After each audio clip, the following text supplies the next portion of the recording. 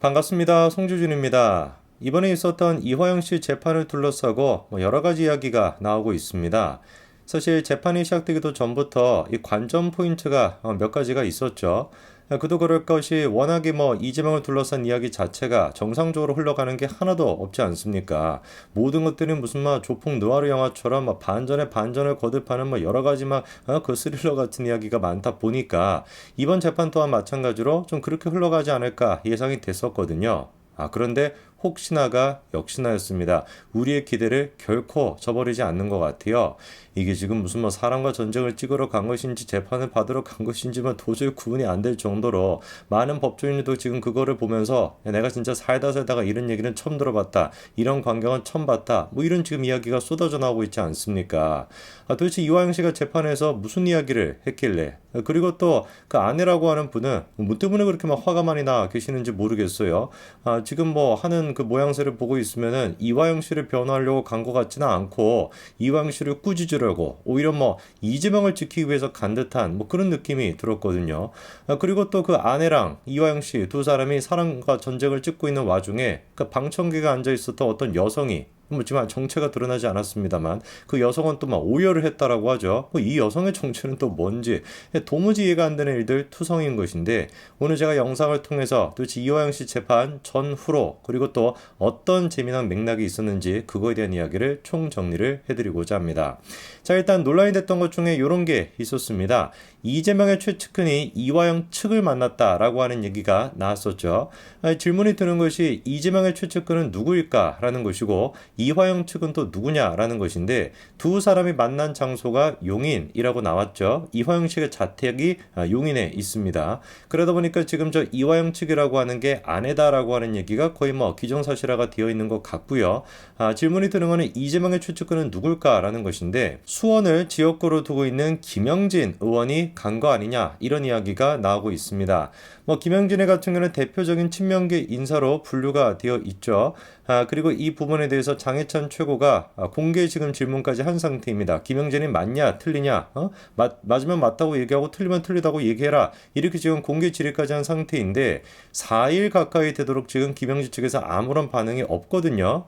이거는 뭐라고 보면 되겠습니까? 민주당의 어떤 그 화법으로 봤을 때 맞구나. 김영진이가 이화영 부인을 만나러 갔구나. 이렇게 거의 정리가 되는 분위기입니다. 그 다음에 또 이번에 논란이 됐던 게 뭐였습니까? 이 변호인단에 대한 해임 신고서를 제출했다라는 거. 이화영 씨 의사와는 상관없이 이화영 부인이 요거를 이제 제출했다라는 게 문제가 되는데 보니까 이화영의 변호를 맡았던 것이 해광이라고 하는 법무법인이었습니다.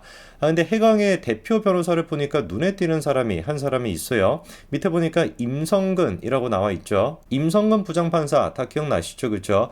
민주당 쪽에서 사법농단이다, 사법거래다 이래가지고 헌정사상 초유로 판사에 대한 탄핵소추안을 통과시켰던 사람이 바로 이 임성근 부장판사 아닙니까? 그거에 대해 가지고 김명수 현재 대법원장 같은 경우도 임성근 부장판사가 사직서를 제출하지 않았다 이런 식으로 또 거짓말한 거 그것 때문에 또 김명수도 지금 수사를 받고 있는 상태이죠. 그런 지금 임성근 부장판사가 저기 대표 변호사로 떡하니 들어가 있는 거예요.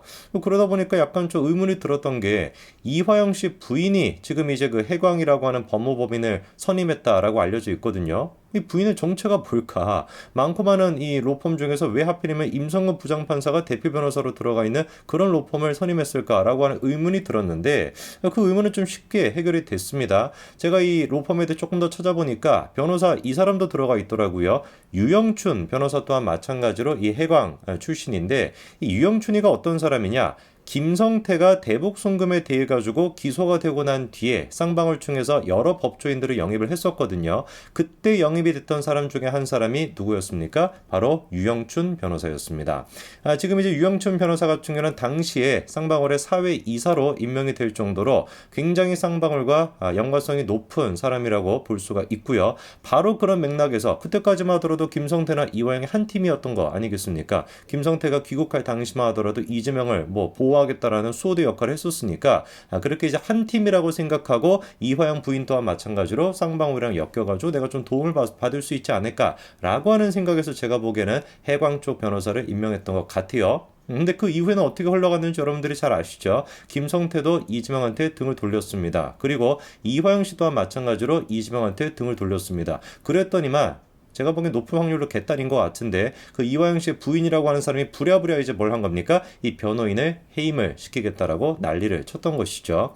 해임에 대한 근거를 들어보니까 검찰의 비교적 온건한 태도를 보였다. 그리고 이화영의 기존 입장을 번복하는 취지의 진술을 한 거, 그것 또한 마찬가지로 이화영의 의사와 상관없이 변호인이 자의적으로 한 것이다. 이게 지금 부인의 주장이거든요. 근데 저런 식의 메시지가 나오자마자 이화영 씨가 바로 반박 입장도 냈습니다. 뭔 소리 하는 것이냐? 내 의사가 맞다라는 것이고, 그리고 변호인에 대해 가지고 따로 이렇게 자꾸 정치적으로 엮지 마라. 이게 이제 이화영 씨의 반응이었죠. 그러다 보니까 이번 재판에서도 관전 포인트가 뭐였습니까? 이화영 씨 부인 같은 경우는 그 변호인단을 지금 해임하려고 하고, 이화영 씨 같은 경우는 뭔 소리냐? 나는 해임하지 않겠다라고 입장을 밝혔는데 정말로 재판에서는 어떤 얘기가 나오게 되냐? 이게 이제 관전 포인트였거든요.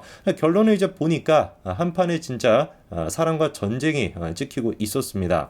이화영 씨는 기존의 입장을 고수를 했죠. 변호인 해임 내 뜻이 아니다라는 것이고, 아내 같은 경우는 이화영을 상대로 막 정신 차려 막 소리 지르고 지금 막 난리가 났습니다. 이화영 씨 일단 얘기를 들어보니까 집사람이 오해가 있었던 것 같은데 변호사 해임은 자기 의사가 아니라는 거죠. 내가 수감 중이었기 때문에 자세한 내용은 몰랐는데 판사님께 죄송하게 생각한다. 해강 변호인단의 도움을 받고 싶다라고 하는 기존의 입장을 지금 지키고 있는 상태입니다.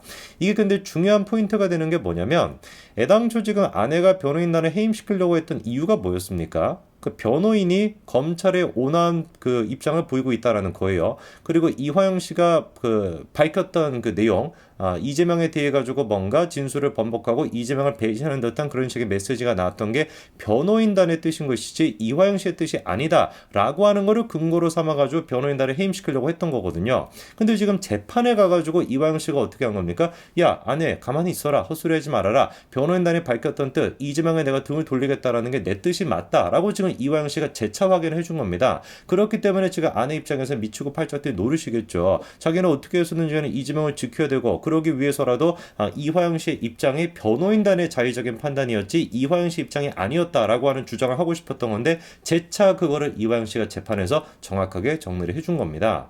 그리고 여기서 또 중요한 말이 되는 게, 재판에서 정리를 했다라고 하는 게 중요한 얘기죠. 이화영 씨가 무슨 뭐 언론사를 상대로 해가지고 옥중 편지를 보냈다 보다 무슨 의미가 있겠습니까? 아무런 증거로서도 역할을 못하는 거예요. 그거는 그냥 철저하게 언론 플레이밖에 못하는 것이고, 우리가 생각해야 되는 건 뭐밖에 없습니까? 재판에 가가지고 이화영 씨가 무슨 얘기했냐, 이것만 따지면 되는 겁니다. 그리고 적어도 재판에서 나왔던 지금까지 얘기를 종합해 본다면 이화영 씨는 일관된 입장을 보이고 있는 것이죠. 이재명한테 등을 돌렸다라고 하는 일관된 입장을 지금 보이고 있는 상태입니다. 그리고 지금 민주당 쪽에서는 뭐 난립니다. 뭐 지금 박범계 이런 사람 가가지고 앉으나 서 있으나 뭐 별반 차이도 없을 것 같은데 굳이 앉아 있죠. 저렇게 앉아가지고 뭐 근엄하게 하는 얘기가 뭐였습니까? 뭐 검찰이 뭐 조작 수사를 하고 있다 보다 뭐 이런 얘기 했는데, 저거에 대해서도 이화영 씨가 어떤 반응을 보였습니까? 아니 지금까지는 입국 다물고 있다가 내가 지금 이재명한테 등을 돌리는 것 같으니까 이제서야 나를 보호하는 척하냐, 지금까지는 아무것도 보여주지 않다가, 이런 식의 지금 불만도 표출한 그런 상태이고요. 그러다 보니까 사실 뭐 이화영 씨 입장에서는 거의 뭐 정리가 됐다고 봐야 되겠죠. 이재명과 민주당에 대해 가지고는 지금 일말의 어떤 기대감도 안 남아있는 상태인 것이고, 이재명은 나가리가 되게 뻔하다 보니까 내가 지금 같이 붙어 있다가는 이 썩은 동아줄 잡겠다는, 같이 이제 가겠다 싶어가지고 약간 마음을 정리했다라고 보입니다. 그리고 이제 이번 재판에서 아내랑 이화영 씨가 이렇게 뭐 대화 아닌 대화를 하고 있는 도중에 눈에 띄는 게 또 한 가지가 있었습니다.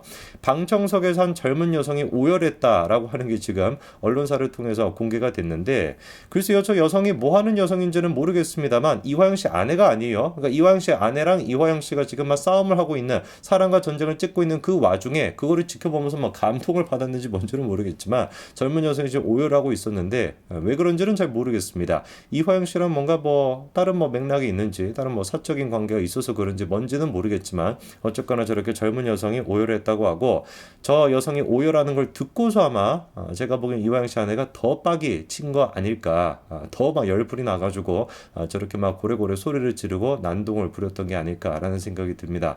뭐가 됐든지 간에 정말 기대를 저버리지 않습니다. 이재명과 관련돼 있는 모든 사건들은 이런 식으로 난장판이 되는 것 같습니다. 모든 것들이 막 사생활도 진짜 막 지저분한 것 같고, 여기저기서 막 사랑과 전쟁을 찍고 있고, 한마디로 진짜 개판인 것인데, 이화영 씨가 그나마 지금 정신을 차려가지고 이재명 쪽에 이후에 손절을 하고 진실의 편에 서겠다라고 하는 모습을 보니까 그나마 제가 보기에는 좀 답이 보이는 게 아닐까라는 생각이 듭니다. 이황 씨 판단 제대로 하셨습니다. 지금 이재명 편에 선다라는 건 썩은 동아줄을 잡는 거 그 이상도 이하도 아닙니다. 여기까지 말씀드리겠습니다. 감사합니다.